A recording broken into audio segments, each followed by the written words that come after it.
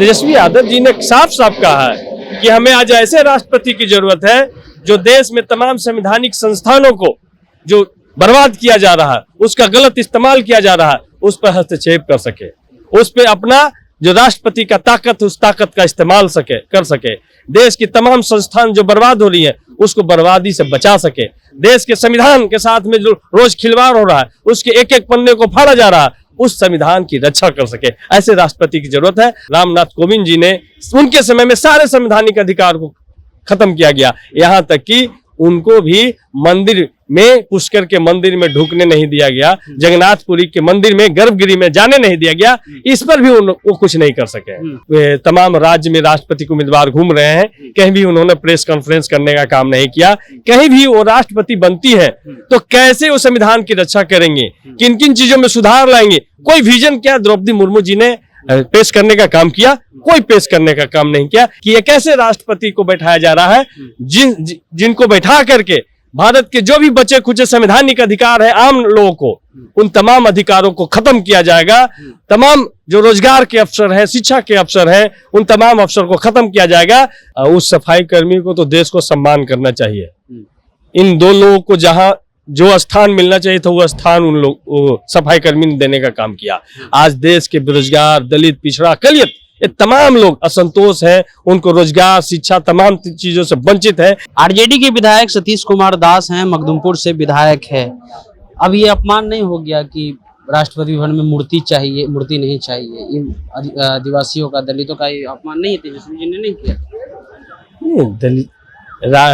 तेजस्वी जी ने दलितों और पिछड़ों का अपमान नहीं, आज तक तो राष्ट्रीय जनता दल ने दलितों पिछड़ों का सम्मान बढ़ाने का काम किया है। और जहां तक तेजस्वी यादव जी का बयान जिस रूप में आप लोग देख रहे हैं, तेजस्वी यादव जी ने साफ साफ कहा है कि हमें आज ऐसे राष्ट्रपति की जरूरत है जो देश में तमाम संवैधानिक संस्थानों को जो बर्बाद किया जा रहा है, उसका गलत इस्तेमाल किया जा रहा है, उस पर हस्तक्षेप कर सके, उस पर अपना जो राष्ट्रपति का ताकत, उस ताकत का इस्तेमाल कर सके, देश की तमाम संस्थान जो बर्बाद हो रही है उसको बर्बादी से बचा सके, देश के संविधान के साथ में जो रोज खिलवाड़ हो रहा है, उसके एक एक पन्ने को फाड़ा जा रहा है, उस संविधान की रक्षा कर सके, ऐसे राष्ट्रपति की जरूरत है। और महामहिम हमारे रामनाथ कोविंद जी ने उनके समय में सारे संवैधानिक अधिकार को खत्म किया गया, यहाँ तक कि उनको भी मंदिर में, पुष्कर के मंदिर में ढुकने नहीं दिया गया, जगन्नाथपुरी के मंदिर में, गर्भगृह में जाने नहीं दिया गया, इस पर भी वो कुछ नहीं कर सके। तो क्या यही स्थिति द्रौपदी मुर्मू के साथ भी होगा? एकदम। अभी तक जो उनका है, देखे होंगे आपने कि तमाम राज्य में राष्ट्रपति के उम्मीदवार घूम रहे हैं, कहीं भी उन्होंने प्रेस कॉन्फ्रेंस करने का काम नहीं किया।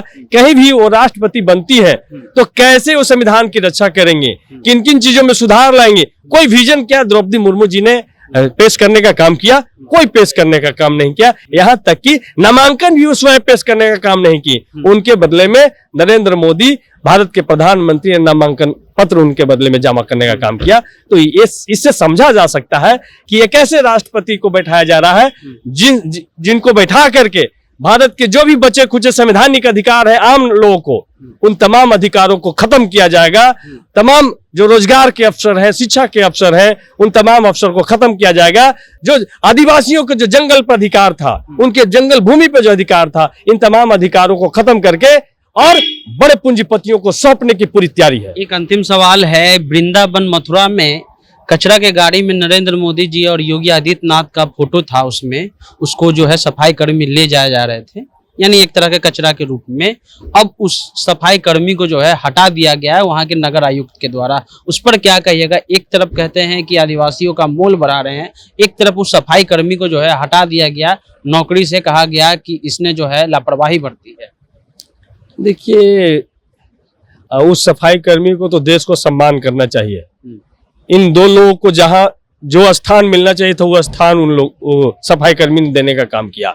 आज देश के बेरोजगार, दलित, पिछड़ा, कलियत, ये तमाम लोग असंतोष है, उनको रोजगार, शिक्षा, तमाम चीजों से वंचित है। जिनको आपने कोरोना लॉकडाउन में अनाज दिया उनसे आप वापस ले रहे हैं, फाइन कर रहे हैं, और लाखों लोगों का आपने राशन कार्ड को निरस्त किया है। तो इसलिए ये तमाम लोग, एक तरफ दलित, एक तरफ आदिवासी की बात करते हैं, और एक तरफ जो सफाई कर्मी जो छोटे जात से ही आते होंगे, जो जातीय व्यवस्था, वन व्यवस्था, उस व्यवस्था में उनको कचरे के डब्बा में उनका पोस्टर सिर्फ पड़ा मिल गया, हाँ। बाहर लेके जा रहे थे, उस पे उनको नौकरी से निकालने का काम करते हैं। तो यही है इनका असली चरित्र। ये पूरी तरीका से भारत में मनुस्मृति पर आधारित समाज स्थापित करना चाहते हैं और ये चाहते हैं कि जो जिनका उच्च स्थान है उनका कभी अपमान ना हो। ठीक है, सतीश कुमार दास हैं, राष्ट्रीय जनता दल के विधायक हैं और आपको बताना चाहेंगे कि पिछले दिनों वृंदावन यानी मथुरा में जो है एक सफाई कर्मी जो है